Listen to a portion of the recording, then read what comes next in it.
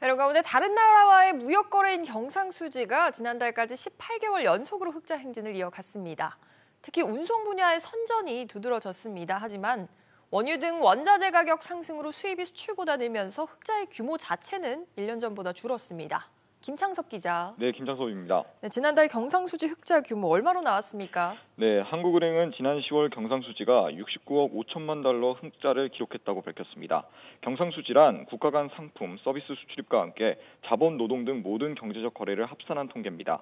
이번에도 흑자를 기록하면서 경상수지 흑자는 지난해 5월부터 18개월 연속 흑자를 유지했는데요. 다만 원유와 원자재 가격이 상승하면서 수입액이 크게 늘어 경상수지 흑자 규모는 1년 전보다 40% 가까이 줄었습니다. 우리 국민과 외국인의 소득 차이액인 본원 소득 수지도 배당 소득이 적자로 돌아서면서 작년보다 4분의 1 규모로 줄었습니다. 네, 규모가 좀 줄어서 다소 아쉽기는 하지만 지난달 경상수지 흑자를 보면 특히나 운송 분야의 덕을 톡톡히 봤다면서요. 그렇습니다. 지난 10월 운송수지 흑자는 22억 2천만 달러를 기록했는데요. 이는 1년 전보다 4배 넘게 늘어난 것이자 역대 최대 흑자 기록입니다.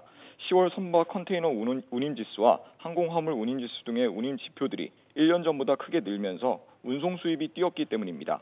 운송 수지가 크게 늘며 서비스 수지는 지난해 8억 3천만 달러 적자에서 6억 3천만 달러 흑자로 전환했습니다. 이로써 올해 10월까지 누적된 경상수지는 770억 7천만 달러로 2016년 이후 5년 만에 최대 규모를 기록했는데요.